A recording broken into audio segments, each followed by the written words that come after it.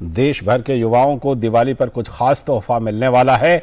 तो इस बार की दिवाली बहुत ही खास होने वाली है, क्योंकि दिवाली इस बार रोजगार वाली होने वाली है। जी, ये दिवाली इसलिए खास है क्योंकि इस दिवाली में रोजगार युवाओं के लिए दिया जा रहा है और रोजगार की तलाश में जुटे युवाओं के लिए ये त्योहार खुशियां लेकर आने वाला है।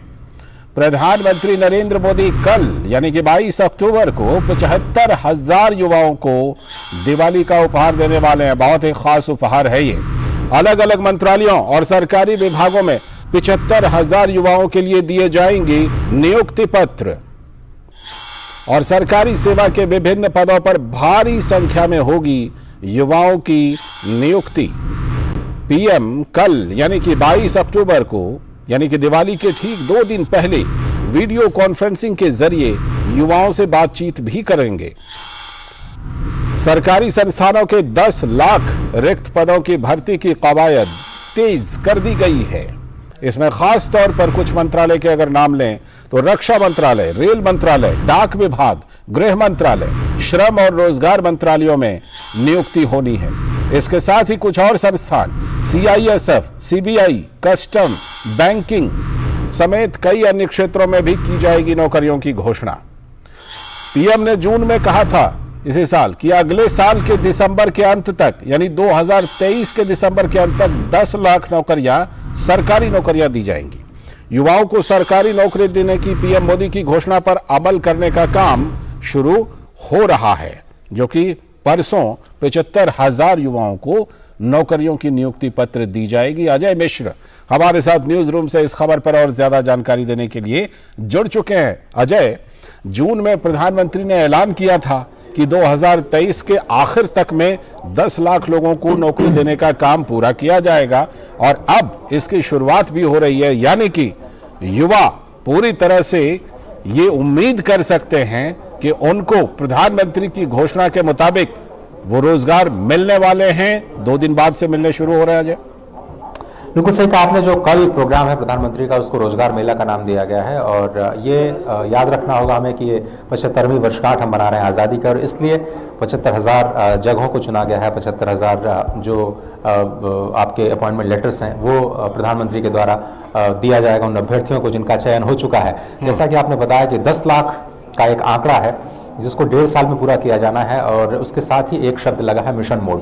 और मिशन मोड पर व्यक्तिगत तौर पे मैं और मुझे लगता है बहुत सारे लोग भरोसा इसलिए कर सकते हैं क्योंकि जो चीज़ बहुत मुश्किल दिखती है उसको जब मिशन मोड में सरकार लागू करती है तो उसको कल्मिनेशन यानी उसकी समाप्ति तक लेकर के जाती है। और मुझे याद है कि पहला मिशन मोड में चलाया गया प्रोग्राम था जनधन योजना, जो कि एक लाल किले की प्राचीर से प्रधानमंत्री ने कहा था कि हम सबका बैंक अकाउंट खोलेंगे, जिसको पिछली सरकारें कहती थी कि हर जिले में आपको एक वित्त मंत्री का होना जरूरी है अगर आप सभी के बैंक खाते खोलना चाहते हैं। ये एक माइंडसेट का फर्क है, सरकारों के माइंडसेट का फर्क ये है। सिर्फ आप इस बात से अंदाज लगा सकते हैं कि पहला काम जो उन्होंने मिशन मोड में किया वो कहा कि हमें सभी घरों तक पहुंचना है, हर परिवार में कम से कम एक आदमी का बैंक खाता खोलना है। बहुत ही आसान काम था, शायद पहले की सरकारें कर सकती थी, लेकिन ये काम किया गया, मिशन मोड में किया गया और वक्त से पहले किया गया। और उसके बाद सभी परिवारों को नहीं, उसके बाद एक एक इंडिविजुअल जो 18 साल से ऊपर था उसका भी खाता खोले जाने की जो मुहिम है उसको पूरा किया गया। उसके बाद हमें स्टार्टअप चैंपियंस जो कि हमारा प्रोग्राम आता है इसलिए हमें वो याद आ रहा है, स्टार्टअप इंडिया का जो प्रोग्राम लॉन्च किया गया वो भी मिशन मोड में लॉन्च किया गया।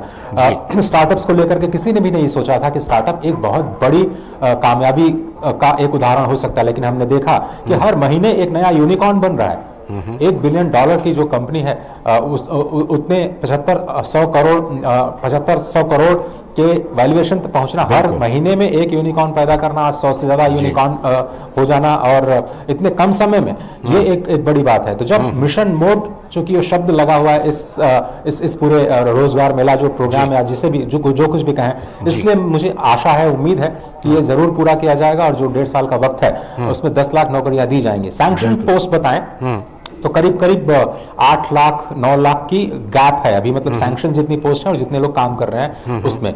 अभी जब मिशन पूरा होगा तो जितने सैंक्शन पोस्ट हैं उससे ज्यादा लोगों को नौकरियां मिल पाएंगी। बिल्कुल। अच्छा, इसको अगर अर्थव्यवस्था से जोड़ें अजय, जिस तरह से हम देख रहे हैं कि कोरोना के बाद खास तौर पर जो वैश्विक अर्थव्यवस्था है उसमें भारत को जिस तरह से उम्मीद की किरण बताया जा रहा है, ऐसे में युवाओं के लिए ये रोजगार के अवसर जो आएंगे खास तौर पर सरकारी मंत्रालयों में, सरकारी विभागों में, उससे अर्थव्यवस्था को भी कुल मिलाकर के, जिसे हम कहते हैं कि हर चीज का एक कैस्केडिंग इफेक्ट होता है, तो उसका हमको पूरा प्रभाव देखने को मिलेगा, लोगों की क्रय शक्ति बढ़ेगी।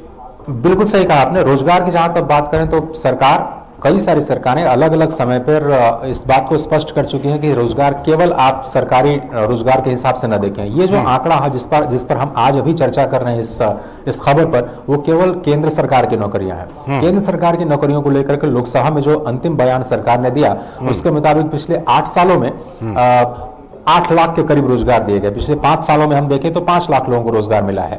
तो पिछले 5 साल या 8 साल में 8 लाख को तुलना करें केवल 1.5 साल में 10 लाख से, इसलिए इसको मिशन मोड कहा जा रहा है। ये केवल यूपीएससी, एसएससी के जरिए जो केंद्र सरकार की नौकरियां हैं उनकी रिक्तियां भरने की बात है। उसके बाद आती है राज्य सरकारों की जो नौकरियां हैं उनको लेकर के, स्वरोजगार को लेकर के जो बढ़ावा दिया जा रहा है, एसएचजी के जरिए जो लोगों को एंगेज किया जा रहा है, मनरेगा जैसी योजनाओं के जरिए लोगों को पार्ट टाइम एम्प्लॉयमेंट दिया जा रहा है। ये अलग अलग मोर्चों पर रोजगार से लड़ने की जो मुहिम है उस पर तो काम जारी है। ये सिर्फ केंद्र सरकार के जो सरकारी नौकरी है, केंद्र की नौकरी है, उसके आंकड़े हैं, और इसलिए जो विभिन्न मंत्रालय हैं उनको कहा गया है कि आप रेखांकित कीजिए उन पदों का जिनको भरना बहुत जरूरी है, उसको मिशन मोड में भरिए, क्योंकि यही उससे एफिशिएंसी आएगी, पूरे गवर्नेंस सिस्टम में एफिशिएंसी आएगी। जब आपके डिलीवरी सिस्टम मजबूत होंगे तो ओवरऑल देश की अर्थव्यवस्था को बढ़ावा देने में मदद मिलेगी। जब आप लोगों की कमी की वजह से फैसले समय पर नहीं ले सकते हैं, उसका एक कैस्केडिंग इफेक्ट हो जाए, इसका आपने कहा, इसको आप कॉस्ट ओवररन कहते हैं या टाइम ओवररन कहते हैं। ज्यादा समय लगे, ज्यादा पैसे लगे एक ही प्रोजेक्ट को करने में, देश के विकास की जो परियोजनाएं हैं उनको लागू करने में, उसका एक गलत इम्पैक्ट पड़ता है और चीजें खिंचती हैं, चीजें आपके ऊपर बोझ के रूप में आती हैं। लेकिन अगर ज्यादा लोग रहेंगे, एफिशिएंटली काम होगा, तो जो काम 10 साल में होने वाला रहेगा हो सकता है 7 साल में हो सकता है 5 साल में हो। ये आपकी एफिशिएंसी बढ़ाती है। और अगर एफिशिएंसी बढ़े तो ऐसा माना जा रहा है कि जो हम 7%, 8% की जो ग्रोथ रेट से स्ट्रगल कर रहे हैं, हो सकता है हम 10% की ग्रोथ रेट पे जाएं। इसमें कोई बहुत बड़ी बात नहीं है। एफिशिएंट बनाना बहुत इंपॉर्टेंट है और इसलिए लोगों का सही वक्त पे सही जगह पे काम करना भी इंपॉर्टेंट है। बिल्कुल। और ये कहा जा सकता है कि ये जो दिवाली है ये युवाओं के लिए बहुत ही खास होने वाली है। दिवाली पर ये उपहार मिलने वाला है। बहुत बहुत धन्यवाद, शुक्रिया जुड़ने के लिए अजय, और इस खबर पर ज्यादा चर्चा करने के लिए। वक्त है एक ब्रेक का, और ब्रेक के बाद जब लौटेंगे तब करेंगे आज की कुछ और बड़ी खबर पर चर्चा। आप देखते रहिए DD।